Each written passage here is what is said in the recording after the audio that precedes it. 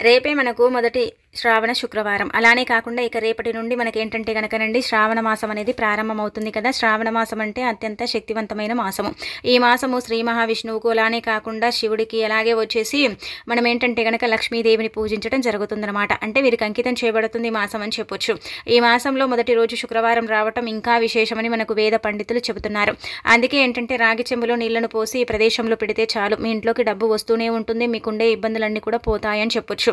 అలానే కాకుండా లక్ష్మీదేవి సకల సంపదలను మీకు ఏంటంటే గనక కలిగిస్తుందన్నమాట అండి. కాబట్టి రాగి చెంబు పరిహారం చేయండి. రాగి చెంబు పరిహారం ఏంటంటే గనక చాలా చాలా శక్తివంతమైనదిగా భావిస్తూ ఉంటారు. కాబట్టి శుక్రవారం ముఖ్యంగా రాగి చెంబులో అంటే నీళ్లను పోసి ఈ విధంగా పెట్టుకుంటే మన ఇంట్లో అండి మనం ఎంత పేదరికంలో ఉన్నా సరే అది తొలగిపోయి లక్ష్మీదేవి ధనంతో మన ఇంటికి రావటం ఖచ్చితంగా మనం మన కళ్ళతో చూస్తామని చెప్పొచ్చు. అలానే కాకుండా మనం ఏంటంటే కనుక రేపే కదా మొదటి శ్రావణ అంటే శుక్రవారం, రేపటి నుండి మనకి ఏంటంటే కనుక శ్రావణ మాసం అనేది ప్రారంభం అవుతుంది. శ్రావణ మాసం అంటేనే మనకి ఏంటంటే కనుక పండుగలతో నిండుకున్న మాసం అని చెప్పొచ్చు. అంటే అన్ని మాసాల కంటే కూడా శ్రావణ మాసానికి అత్యంత శక్తి ఉంటుందండి. ఎందుకంటే ఏ మాసంలో మనం ఏంటంటే కనుక నోములు వ్రతాలు చేసుకోం, కానీ శ్రావణ మాసంలో అత్యధికంగా ఏంటంటే కనుక నోములు వ్రతాలు అలానే కాకుండా అన్ని కూడా ఆచరిస్తూ ఉంటాం. లక్ష్మీదేవిని నిష్ఠ నియమాలతో పూజిస్తాము. ఇంకా మహిళలకు ఏంటంటే కనుక ఈ నెలంతా కూడా పండగ వాతావరణం అనేది నెలకొంటుంది కదా. ప్రతి ఒక్కరు కూడా ఏంటంటే కనుక పూజల్లో ఇంకా లగ్నమై ఉంటారు. అలానే కాకుండా ఏంటంటే కనుక ఈ మాసంలో చేసుకునే అంటే గౌరీ వ్రతం కావచ్చు, అలానే కాకుండా వరలక్ష్మి వ్రతం కావచ్చు, తదితర నోములు ఇలాంటివి ఏంటంటే కనుక మంచి ఫలితాలను ఇస్తాయని చెప్పొచ్చు. ఇదేంటంటే కనుక ఒక రకంగా మనకేంటంటే సిరి సంపదలను అంటే చేకూర్చే మాసంగా కూడా పరిగణిస్తారనమాట. అందుకే మీరు ఏ విధంగా ఏం పరిహారం చేయాలో తెలుసుకునే ముందు ఒక చిన్న రిక్వెస్ట్ అండి, వీడియోని పూర్తిగా చూడండి, నచ్చితే లైక్ చేయండి, కొత్తగా చూస్తున్నట్టయితే సబ్స్క్రైబ్ చేసుకోండి. నార్మల్గా ఏంటంటే కనుక రేపు మనకు శుక్రవారం రావటం చాలా విశేషం అండి. ఎందుకంటే ఇలా వస్తుందని అసలు ఎవరు కూడా ఊహించుండరు, కానీ మనకు రేపు మొదటి రోజు శుక్రవారం వచ్చింది. ఇంకా పవిత్రమైనదని చెప్పొచ్చు. శుక్రవారం నుంచే ప్రారంభమవుతుంది కాబట్టి శ్రావణ మాసం మనము అంటే సూర్యోదయానికి ముందే నిద్ర లేవాలండి. ఒకటి గుర్తుపెట్టుకోండి, ఇంట్లో బారెడు పొద్దెక్కిందాక కనుక మీరు పడుకుంటే లక్ష్మీదేవి మిమ్మల్ని ఆగ్రహిస్తుందన్నమాట. అనుగ్రహించదు, ఆగ్రహిస్తుంది. మీ ఇంట్లోకి ఏంటంటే కనుక మీరు ఎన్ని పూజలు వ్రతాలు చేసుకున్నా కానీ ఫలితం అయితే ఉండదు. కాబట్టి సూర్యోదయానికి ముందే నిద్ర లేవండి. శుచిగా ఇంటిని వాకిలిని శుభ్రం చేసుకోండి. ఇల్లంతా కూడా పసుపు నీళ్లు చల్లుకోండి. ఇంట్లో ఏంటంటే కనుక మీరు ఇలా క్లీన్ చేసుకున్న తర్వాత ఇంట్లో అండి మనం ముందు రోజు ఏంటంటే కనుక అమావాస్య పడింది కాబట్టి అమావాస్యకు ముందే మనం దేవుడి పటాలు క్లీన్ చేసుకుంటాం కదా. అలా చేసేసుకున్న తర్వాత మళ్ళీ అంటే పైన ఇలా మనం అంటే ఒక క్లాత్తో తుడిచేసుకుంటే సరిపోతుందండి. ఆ తర్వాత ఏంటంటే గుమ్మానికి పసుపు రాసి కుంకుమతో బొట్టు పెట్టి వాకిట్లో మంచిగా ముగ్గు పెట్టుకొని ఆ తర్వాత మనం స్నానం చేయాలి. స్నానం ఏంటంటే కనుక పసుపుని పట్టించి స్నానం చేస్తే చాలా మంచిది. కుదరకపోతే నార్మల్గా కూడా స్నానం చేసేసి ఇంట్లో పూజ చేసుకోండి. అంటే ఇంట్లో లక్ష్మీదేవిని పూజించుకుంటే సకల సంపదలు మీకు చేకూరుతాయి. రేపు మనకు మొదటి రోజు కాబట్టి ఏం చేయాలంటే కనుక ఆవు నెత్తితో దీపం పెట్టుకోండి. చిన్న బెల్లం ముక్కను నైవేద్యంగా పెట్టండి. ఆ తర్వాత రాగి చెంబులో నిండుగా నీళ్లను పోసేసి అందులో ఒక యాలకాయని వేసేసి పూజ గదిలో పెట్టండి. అలా పెట్టిన నీటిని ఏంటంటే కనుక పూజ పూర్తయిపోయిన తర్వాత దాన్ని తీర్థంగా స్వీకరించండి. ఇలా కనుక చేసుకున్నట్టయితే లక్ష్మీదేవి మిమ్మల్ని అనుగ్రహిస్తుంది. నీళ్లు నారాడిగా చెప్పబడతాయి కాబట్టి నీళ్లకు అతీత శక్తి ఉంటుందని భావిస్తూ ఉంటారు. నీళ్ళు ఏంటంటే కనుక చాలా పవిత్రమైనవిగా కూడా పరిగణిస్తారు. కాబట్టి నీళ్లను రాగి చెంబులో పోసి మనం ఏంటంటే కనుక యాలక్కాయని వేసి పెడితే లక్ష్మీదేవి నిండుకుండా ఎలాగైతే మనం ఇంట్లో పెట్టుకుంటామో అలా మన ఇల్లు తులతూగుతూ ఉంటుందని మనకు పురాణాలలో చెప్పబడుతుంది. కాబట్టి ఈ పనిని చెయ్యండి. అంటే అమ్మవారికి ఎర్రటి పుష్పాలు, ఆవునేతితో దీపం పెట్టడం, అలానే కాకుండా బెల్లం ముక్క కానీ ఏదైనా నైవేద్యం కానీ చేసి పెట్టుకోవటం, ఇలా రాగి చెంబులో నీళ్లను పోసేసి పెట్టుకోవటం, ఇవన్నీ కూడా చేయాలి. ఇంట్లో పూజ చేసుకొని తులసి కోట దగ్గర కూడా ఖచ్చితంగా పూజ చేసుకోవాలి. తులసమ్మను కూడా పూజించాలన్నమాట. ఎందుకంటే తులసి లక్ష్మీదేవి రూపంగా భావిస్తారు. కాబట్టి ఇలా పూజించుకోవటం వల్ల మనకు సకల సంపదలు సమకూరుస్తుంది ఆ లక్ష్మీదేవి. అలానే కాకుండా మనకేంటంటే కనుక మనకు ఐశ్వర్యాన్ని కూడా ఇస్తుందని చెప్పొచ్చు. మంచి అభివృద్ధిని కూడా మనం చూడగలుగుతాం. కాబట్టి తప్పనిసరిగా ఈ విధంగా చేసుకోండి. రేపేంటంటే కనుక ఎట్టి పరిస్థితుల్లో కూడా అండి మీరు బ్లూ కలర్ బట్టలు, బ్లాక్ కలర్ బట్టలు, గ్రే కలర్ బట్టలు వేసుకోకండి. ఎరుపు కానీ లేదంటే కనుక పసుపు కానీ ఇలాంటి రంగులో ఉండే బట్టలు వేసుకోండి. ఇంకా తర్వాత ఏంటంటే ఇంట్లో ఏంటంటే మాంసాహారం ఇలాంటివి వండకూడదు. ముఖ్యంగా గుర్తుపెట్టుకోండి, రేపు ఏంటంటే కనుక ముల్లంగిని వండితే మాత్రం ముల్లోకాల కష్టాలు మీకే అంటుకుంటాయి అనమాట. అందుకే ముల్లంగిని మాత్రం అస్సలు మీరు వండుకోకండి. ఇలా కనుక వండుకుంటే చెడు జరుగుతుంది, ఇబ్బందులు తప్పవన్నమాట. కష్టాల పాలైపోతారు. ఆ తల్లి కూడా మిమ్మల్ని కాపాడలేదని చెప్పొచ్చు. ఐశ్వర్యం అనేది హరించిపోతుంది. ఎన్నో రకాల సమస్యలు మీకు వస్తాయండి. కాబట్టి ఈ విధంగా ఆచరించండి. ఇంకా అలానే కాకుండా ఏంటంటే గనక పెరుగు కానీ, పాలు కానీ, కందిపప్పు, చింతపండు, కారము, రాళ్ళ ఉప్పు ఎవరైనా అడిగితే మాత్రం బదులుగా ఇవ్వకూడదు. అలానే వచ్చేసి ఏంటంటే గనక నూనెని తలకి రాయకండి. అలానే ఇంకొకటి ఏంటంటే గనక గుర్తుపెట్టుకోండి, ఖచ్చితంగా తలస్నానం అనేది చేయండి. స్నానం చేసే నీటిలో పసుపుని కలుపుకొని చేస్తే లక్ష్మీ కటాక్షం అనేది మీకు సిద్ధించటానికి అవకాశం ఉంటుందన్నమాట. ఆ తల్లి మీకు కావలసినంత ఐశ్వర్యాన్ని ఇస్తుందని చెప్పొచ్చు. కాబట్టి ఈ విధంగా ఏంటంటే గనక చెయ్యండి. ఇంకా ఆ తర్వాత మీరు ఈరోజు తలను వీరబోసుకోవటం, జుట్టు కత్తిరించడం, గోర్లు కత్తిరించుకోవటం, అలానే కాకుండా ఇంట్లో ఏడవటం, శాపనార్థాలు పెట్టడం ఇలాంటివి చెయ్యకండి. ముఖ్యంగా చీపురుని తీసి ఇంట్లో నుంచి పడేయకండి. పాత చీపురు ఒకవేళ ఉంటే కూడా దాన్ని తీసి శుక్రవారం బయట పడేస్తే లక్ష్మీదేవి చీపురుతో పాటే ఇంట్లో నుంచి ఏంటంటే కనుక వెళ్ళిపోతుంది అనమాట. కాబట్టి పడేయకూడదు, అలాగే ఉంచి తర్వాత పడేసుకుంటే సరిపోతుంది. ఇక అనంతరం వచ్చేసి ఏంటంటే కనుక ఇలాంటి నియమాలు ఆచరించుకోండి. రాగి చెంబుతో ఈ విధంగా చెయ్యండి. రాగి చెంబు అనేది ఏంటంటే కనుక రాబడిని తెచ్చిపెడుతుందని మనందరికీ తెలిసిందే కదా. రాబడిని ఇస్తుంది కాబట్టి రాగి చెంబుకు అతీత శక్తి ఉంటుందని నమ్ముతూ ఉంటారు. అందుకే చాలామంది కూడా రాగి చెంబులో నీళ్లను పోసి ఈశాన్యంలో పెట్టుకుంటూ ఉంటారు. మీరేంటంటే కనుక ఒక రాగి చెంబుని తీసుకొని అందులో నీళ్లను పోసేసి చిటికెడు కుంకుమ, పసుపు, చిటికెడు అలానే కాకుండా చిటికెడు గంధము, ఆ తర్వాత వచ్చేసి కొన్ని అక్షంతరాలు అండి, చిటికెడన్ని అక్షంతరాలు, కొంచెం ఏంటంటే కనుక కర్పూరం, ఆ తర్వాత 5 రూపాయల బిల్ల, ఒక పుష్పాన్ని వెయ్యండి. ఇక్కడ ఇది గుర్తుపెట్టుకోండి, రాగి చెంబులో నిండుగా కాకుండా కొంచెం వెల్తిగా నీళ్లను తీసుకోండి. మరీ ఏంటంటే కనుక కింద పడేలాగా కాకుండా కొంచెం తక్కువగా నీళ్లను తీసుకుని అందులో మన ఇంట్లో ఉండేటివే కదండి, గంధం ఉంటుంది, కుంకుమ ఉంటుంది, పసుపు ఉంటుంది, అలానే కాకుండా మనకేంటంటే కనుక అక్షంతరాలు కూడా ఉంటాయి. ముందుగానే మనం పూజ చేసేటప్పుడు అక్షంతరాలను తయారు చేసేసుకొని పెట్టుకొని పూజ ప్రారంభించాలి.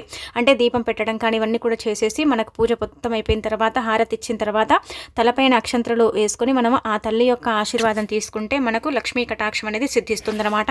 సంపద ఆటోమేటిక్గా పెరుగుతుందని పురాణాలలో చెప్పబడుతుంది.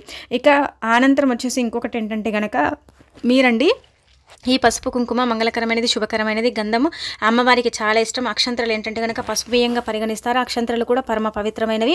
ఆశీర్వాదం లభించడానికి అక్షంతరాలు ఉపయోగపడతాయి. పరిహార పరంగా కూడా అక్షంతరాలు మనకు ఫలితాలను ఇస్తాయన్నమాట. ఆ తర్వాత కొంచెం కర్పూరం అండి, పచ్చ కర్పూరం వేసుకోండి. చిటికడంతా వేసేసి 5 రూపాయల బిల్లను వేసేసి ఎర్రటి పుష్పం అండి, మందార పువ్వు అంటే మందార పువ్వు ఉంటే మందార పువ్వు, గులాబీ పువ్వు ఉంటే గులాబీ పువ్వు, ఏది ఉంటే అదేంటంటే కనుక చెంబులో వేసేసి దీన్ని తీసుకెళ్ళి ఏంటంటే కనుక మీ మెయిన్ డోర్ దగ్గర అండి పద్మదల అష్టం ముగ్గు కానీ లేదంటే కనుక కుబేర ముగ్గుని కానీ లేకపోతే ఏది రాకపోతే గీతల ముగ్గు కానీ వేసేసి అందులో ఈ రాగి చెంబుని పెట్టి రాత్రంతా కూడా ఉంచిన తర్వాత తెల్లారిన తర్వాత అందులో ఉండే నీళ్ళనన్నిటిని కూడా తీసేసి ఒక చెట్టు మొదట్లో పోసేయాలి.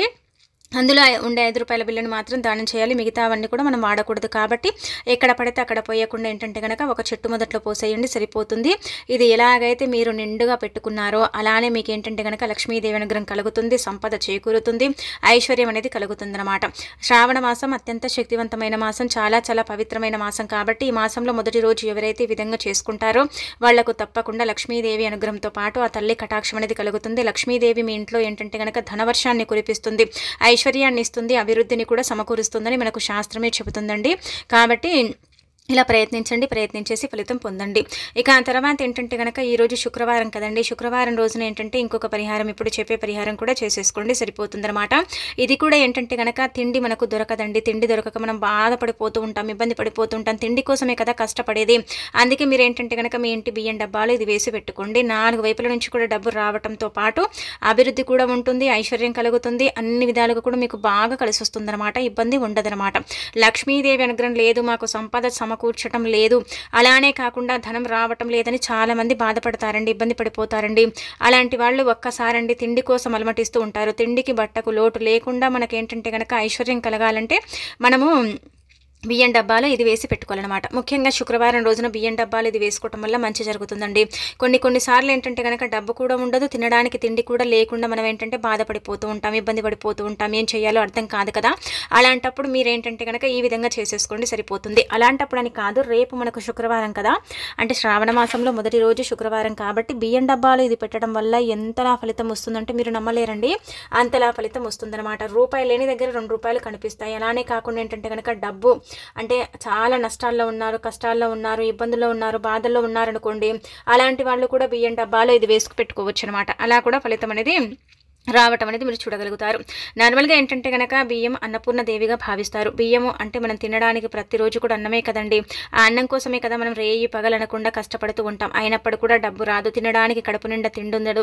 ఇబ్బంది కలుగుతూ ఉంటుంది. దైవాన్ని వేడుకుంటాము, ఆరాధిస్తూ ఉంటాం. ఎంత చేసుకున్నా కానీ భగవంతుడి అనుగ్రహం కలగదు. దేవతల యొక్క అనుగ్రహం కూడా కలగక మనం బాధపడిపోతూ ఉంటాం కదా! అలాంటి వాళ్ళకి ఈ పరిహారం చక్కగా పనిచేస్తుందని శాస్త్రాల్లో చెప్పబడుతుందన్నమాట. అందుకే మీరేంటంటే గనక ఈ విధంగా ఆచరించుకోండి. నార్మల్‌గా ఏంటంటే గనక శుక్రవారం రోజునండి మీకు చాలా వరకు కూడా అంటే ఇలా తిండికి కొరత వస్తుందనుకోండి, మీరేం చేయండి గనక ఒక పావుసేరు బియ్యం అండి, ఎవరికైనా సరే అండి పేదవారు ఉంటారు కదా, అలాంటి వాళ్లకు దానం చేయండి. దానం చేయటం వల్ల ధనం విపరీతంగా వస్తుందండి. డబ్బు అనేది ఏంటంటే గనక ఆకర్షిస్తుందన్నమాట. డబ్బు అనేది ఏంటంటే గనక 4 వైపుల నుంచి రావటంతో పాటు మనకు చక్కటి అభివృద్ధి కూడా ఉంటుందండి. అందుకే మీరు ఇలా ఏం చేయండి అంటే గనక ఒక పావుసేరు బియ్యం, ఎవరైనా సరే మీ ఇంటికి పేదవారు వస్తే భిక్షం తీసుకునే వాళ్ళు కావచ్చు, లేదంటే ఎవరైనా సరే పేదరికంగా వస్తారు కదా, వాళ్లకు దానం చేయండి. దానం చేసేటప్పుడు ఒకటే చెప్పుకోండి మనసులో, మేము ఈ బియ్యాన్ని దానం చేస్తున్నాం కాబట్టి మాకు మంచి జరగాలి. అంటే ఇలా మీరు ఇక్కడ ఏంటంటే గనక సెల్ఫిస్ట్గా ఆలోచించకండి. దానం చేసేటప్పుడు మనసులో కోరిక కోరుకుని దానం చేస్తే భగవంతుడు ఆ కోరిక వింటారు. దానం చేసిన దానికంటే కూడా మనకు రెట్టింపు ఫలితాలు ఇస్తాడని మనకు పురాణాలలోనే చెప్పబడుతుందన్నమాట. అందుకే మీరు కూడా ఏంటంటే గనక దానం చేసేటప్పుడు ధనానికి ధనము, ఐశ్వర్యానికి ఐశ్వర్యము, ఇలా మీకు నచ్చినట్టుగా మీరేంటంటే గనక సంకల్పాలు చెప్పుకొని దానం చేయండి. పేదవాళ్లకు దానం చేస్తే అది భగవంతుడికి చేరుతుంది. పేదవాళ్లకు ఏదైనా ఇస్తే అది భగవంతుడు తీసుకుంటాడు. అలా ఏంటంటే గనక దానం చేసే గుణం ఉండటం కూడా చాలా గొప్ప అని చెప్పొచ్చండి.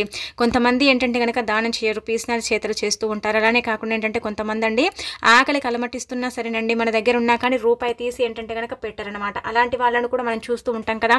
అలా జరగకుండా ఉండటానికి కూడా ఏంటంటే గనక మీకు ఈ పరిహారం ఉపయోగపడుతుంది. శుక్రవారం దాన ధర్మాలు చేయొచ్చండి, ఏం కాదు, అంతకంత డబ్బు వస్తుంది. కొంతమంది శుక్రవారం డబ్బుని దానం చేస్తే పోతుంది అనుకుంటారు, పోదు, మనకు తిరిగి వస్తుంది. కాబట్టి శుక్రవారం డబ్బు కంటే కూడా బియ్యాన్ని దానం చేసుకోండి, సరిపోతుందన్నమాట. అందుకే మీ ఇంటి బియ్యం డబ్బాలు అండి చాలా మంది కూడా బస్తాలో పెట్టుకుంటారు, డబ్బాల్లో పోసుకుంటారు. మీరు ఎక్కడ పెట్టినా ఏం పర్వాలేదు, కానీ మీ ఇంటి బియ్యం డబ్బాలో మాత్రం ఇది ఖచ్చితంగా పెట్టి చూడండి, మంచి రిజల్ట్ వస్తుందన్నమాట. ఏం చేయండి అంటే కనుక మనం ముఖ్యంగా ఒక్కలు ఉంటాయి కదండి, ఒక్కలు 2 తీసుకోండి. ఇక్కడ చూపించే విధంగా 2 ఒక్కలు, 2 లవంగాలు, అలానే కాకుండా ఒక రూపాయి బిళ్ళను తీసుకుని వాటిని చేతిలో పట్టుకొని గట్టిగా సంకల్పం చెప్పుకొని అనంతరం ఏంటంటే కనుక దాన్ని ఒక వస్త్రంలో కూడా మూట కట్టి పెట్టుకోవచ్చు, లేదంటే కనుక జిప్లాక్ కవర్స్ ఉంటాయి కదా మనకు, ఆ కవర్లో కూడా వేసేసి బియ్యం డబ్బాలో వేసి పెట్టుకోవచ్చు. ఇంకా తీయకూడదు, ఒకసారి పెడితే అవి 2 నెలల వరకు పనిచేస్తాయి. కాబట్టి పదే పదే తీసి చూడటం ఇలా చేయకండి, ఒక సైడ్కి వేసి పెట్టుకోండి. ఇంకా బియ్యం పోస్తూ ఉండండి, మీరు వాడుకోండి. చూడండి బియ్యం డబ్బాలో ఒకవేళ గనక మీరు బియ్యం పోసి పెట్టుకున్నారనుకోండి, ఎప్పుడు కూడా మీ బియ్యం అనేవి ఉడవనమాట, అంటే అయిపోవు, అలాగే ఉంటూ ఉంటాయి. ఒకవేళ అయిపోయినప్పుడు కూడా వెంటనే తెచ్చుకుంటాం. కొన్నిసార్లు ఏంటంటే బియ్యం డబ్బా కాలైపోతుండి అందులో బియ్యం ఉండనే ఉండవన్నమాట. మా బతుకు ఏందో అన్నట్టుగా మనం ఏంటంటే ఇబ్బంది పడిపోతాం కదా.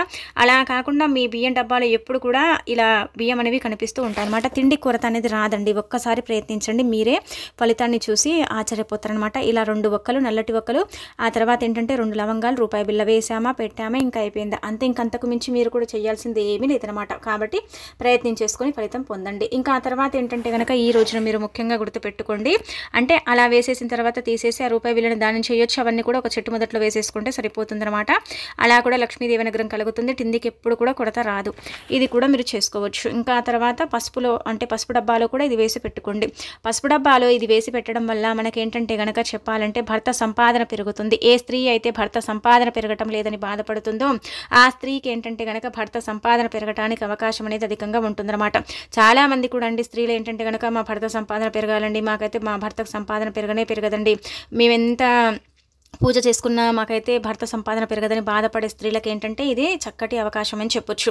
ఎందుకంటే తిదివార నక్షత్రం బాగుంది కదా, అందుకే మీరు ఏం చేయండి అంటే కనుక పసుపు డబ్బాలో 5 రూపాయల బిళ్ళని పెట్టండి. ఇలా పెట్టడం వల్ల ఏంటంటే ధనం రావటమే కానీ పోదండి, ఇంకా మనకేంటంటే నిరంతరం డబ్బు ప్రవాహంలాగా మన దగ్గరికి చేరుతుందన్నమాట. ధన సమస్య ఏదైతే ఉంటుందో అది పూర్తిగా తొలగిపోవటానికి ఈ 5 రూపాయల బిళ్ళ అనేది ఉపయోగపడుతుంది.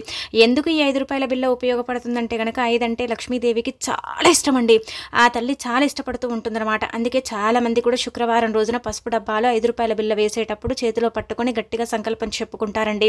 అంటే భర్త సంపాదన కోసం చేస్తున్నాం కాబట్టి భర్త సంపాదన పెరగాలి, ఆదాయ మార్గాలు తెలియాలి, ఆదాయం అనేది పెరుగుతూ ఉండాలి, తగ్గకూడదు అన్నట్టు ఏంటంటే కనుక గట్టిగా సంకల్పం చెప్పుకొని మీరేంటంటే కనుక పసుపు డబ్బాలో వేసి పెట్టుకోండి, తప్పనిసరిగా మంచి జరుగుతుంది. ఎందుకంటే పసుపు మంగళకరమైనది, శుభకరమైనది, శుభాలను సూచిస్తుంది, అశుభాలను దూరం చేస్తుంది, అద్భుతమైన ఫలితాలను తెచ్చిపెడుతుంది, మీ జీవితాన్ని మారుస్తుంది, మీకు సంపాదన అంటే సమకూరుస్తుంది అనమాట. అందుకే అందుకే చాలామంది కూడా అండి ఈ పరిహారాన్ని చేస్తారు కాబట్టి మీరు కూడా చేసేసి ఫలితం పొందండి. ఒకసారి ₹5 బిళ్ళ వేసిన తర్వాత దాన్ని మీరు హుండీలో కూడా వేసుకోవచ్చు, దానం కూడా చేయొచ్చు.